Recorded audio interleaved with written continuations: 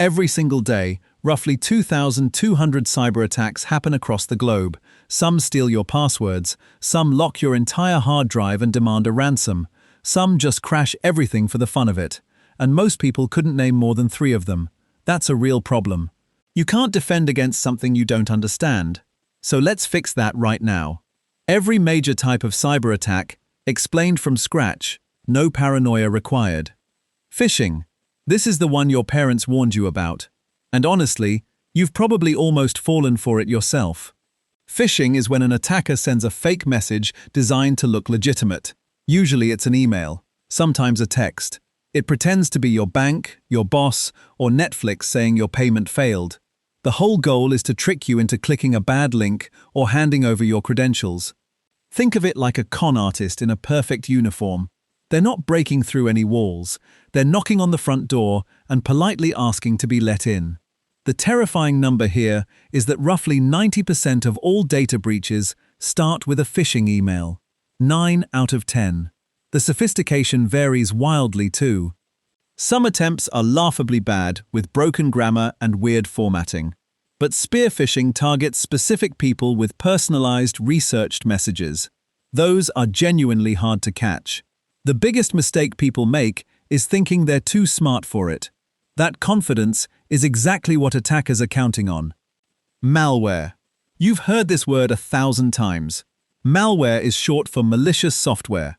It's any program built to damage, disrupt, or sneak into your system without permission. Viruses, worms, trojans, spyware. They all fall under the malware umbrella. It usually hides in a file you download or a sketchy link you click. Think of malware like a bad houseguest. You let them in once and they start going through your drawers. Some types just quietly watch.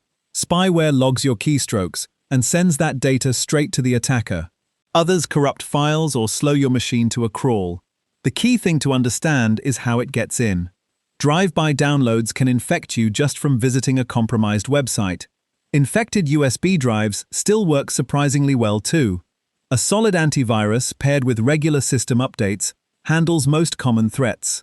But here's the myth that refuses to die. People still think Macs don't get malware. They absolutely do. macOS threats have climbed sharply over the past several years. No operating system gets a free pass. Ransomware. This is malware with a business model. Ransomware encrypts your files and then demands payment to unlock them. Usually in cryptocurrency because that's harder to trace. Picture someone changing every lock in your house and then charging you for the new keys. That's the whole play. It targets everyone from individual users to hospitals to entire city governments.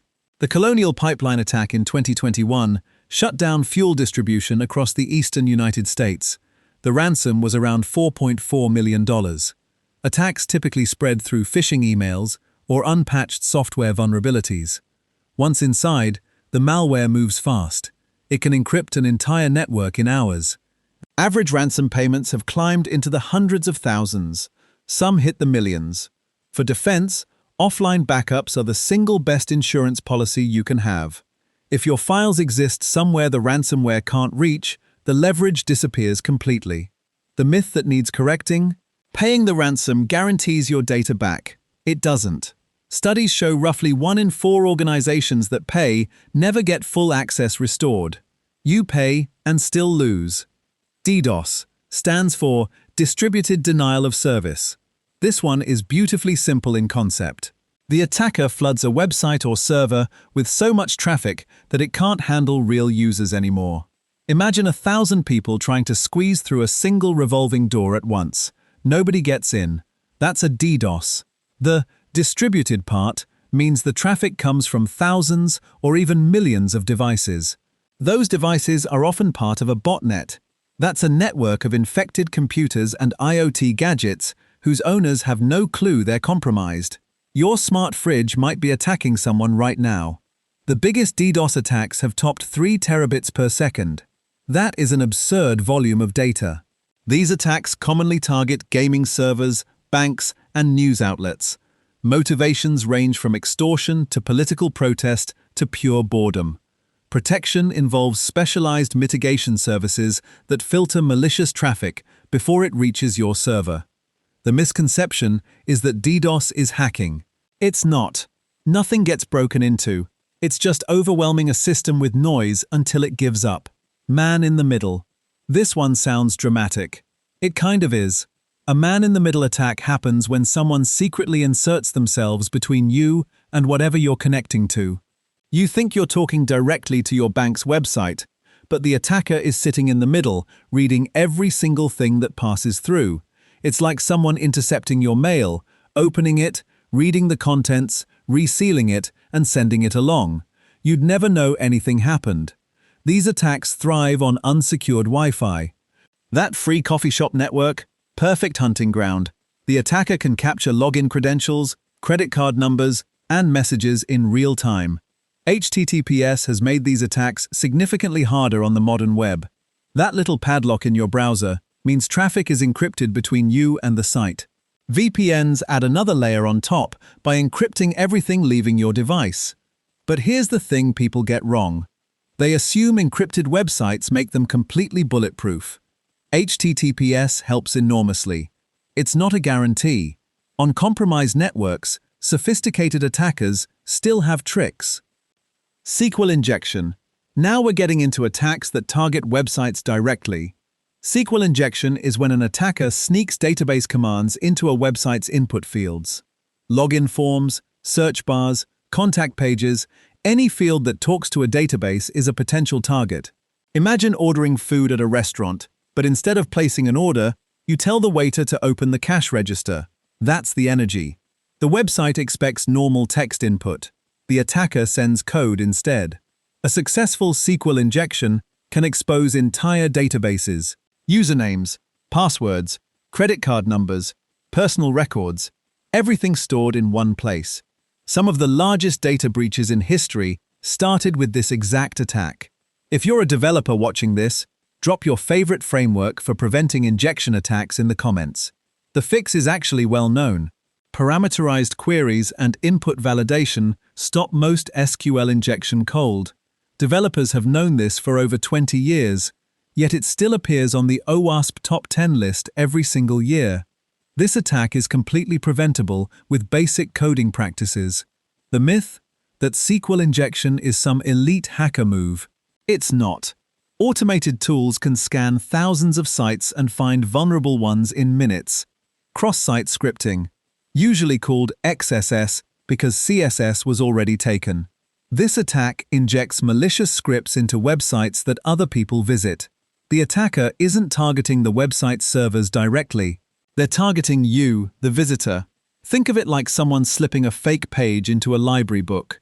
The book looks normal, the library seems safe, but that one page does something nasty when you read it. XSS works by exploiting sites that don't properly sanitize user-submitted content. Comment sections, forums, profile fields, anywhere you can type something that others will see. The injected script can steal browser cookies, hijack active sessions, or redirect you to a malicious site. There are three main flavors. Stored XSS lives permanently on the server. Reflected XSS bounces back through a crafted URL. DOM-based XSS executes entirely in your browser. For protection, websites need to sanitize all user input and enforce content security policies. The misconception is that XSS is just a minor annoyance. Far from it. A well-crafted XSS attack can completely take over a user's session on a trusted website. That's full account compromise through a comment box. Brute force. This is the digital equivalent of trying every key on a massive keyring until one fits. A brute force attack cycles through every possible password combination until it lands on the right one. No cleverness required.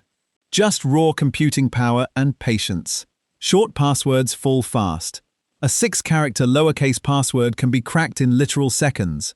Bump that to 12 characters with mixed case, numbers, and symbols, and you're looking at centuries. Length matters far more than complexity. That's the most important thing to remember. Modern attacks use GPU clusters that test billions of combinations per second. Dictionary attacks are a smarter variant. They try common words and popular passwords first. Password 123 gets caught almost instantly. Account lockouts after failed attempts stop most brute force attempts cold. Two-factor authentication makes it even harder. The myth that refuses to die is that swapping letters for numbers keeps you safe. PayCan SSW zeroed is in every attacker's dictionary already.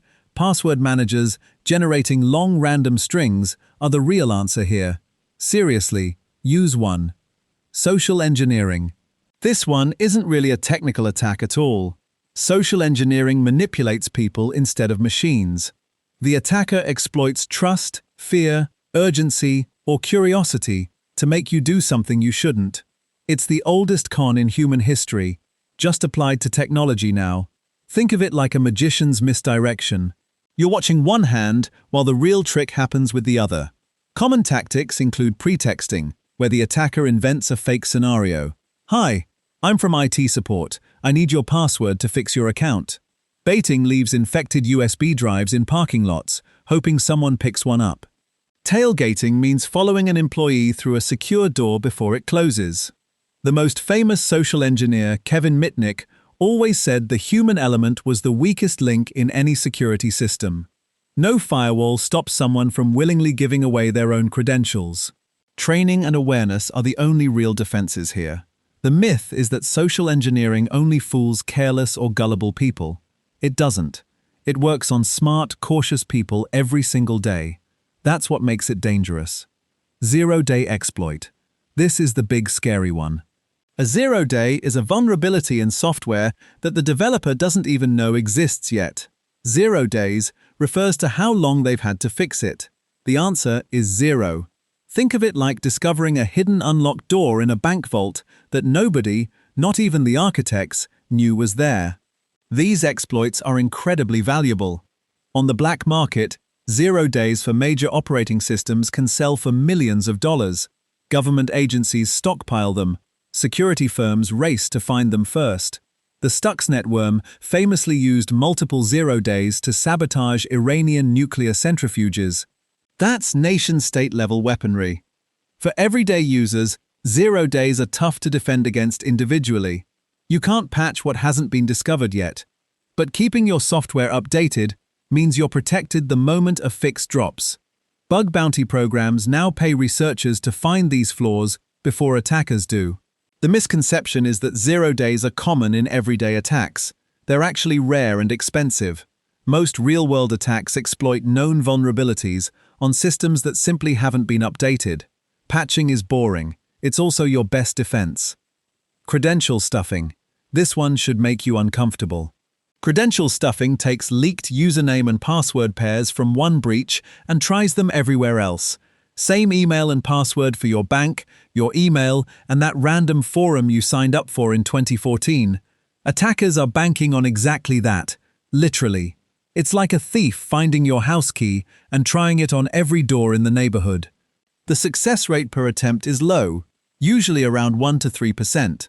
But attackers run millions of stolen credentials through automated tools, and those percentages add up fast. Billions of leaked credentials are floating around the dark web from past breaches right now. The defense is straightforward. Use a different password for every single account. Enable two-factor authentication everywhere it's offered. Password managers make this painless. If you're still reusing the same password across sites, today is a really good day to stop. The myth is that you'd know if your credentials had been leaked. Most people have absolutely no idea. Check a site like Have I Been Pwned? You might be surprised at what's already out there. DNS spoofing, also called DNS poisoning. This one messes with the internet's address book. DNS translates website names you type into the IP addresses your browser actually needs. DNS spoofing corrupts that translation. The attacker feeds false information to a DNS server and redirects you to a fake website without changing the URL in your browser. It's like someone swapping every street sign in your neighborhood. You follow the directions perfectly and end up at the wrong house. The fake site looks identical to the real thing. You enter your login credentials. The attacker collects them. DNS spoofing can affect a single device or an entire network, depending on which server gets compromised. DNSSEC adds cryptographic signatures to DNS records, making spoofing significantly harder. Using trusted DNS providers like Cloudflare or Google also helps. The important takeaway is that your browser's address bar can technically lie to you. The myth is that DNS attacks are rare. They're more common than most people realize, especially on compromised home routers and public networks. Changing your router's default password is a good first step most people skip. So there you have it, from phishing emails that trick your grandma to zero-day exploits that keep governments up at night. Every major cyber attack works by exploiting either a system or a person, usually both. The tools change constantly, the tactics evolve every year, but the core patterns stay surprisingly consistent. Knowing them doesn't make you a cybersecurity expert overnight, but it makes you a much harder target, and that counts for a lot. What's the sketchiest email or message you've ever received? I want to hear the wildest ones down in the comments. If this video helped you understand something new, hit that like button. It genuinely helps the channel more than you'd think. Next up, I'm breaking down every type of encryption explained, and it ties directly into everything you just learned here. Click the video on screen right now.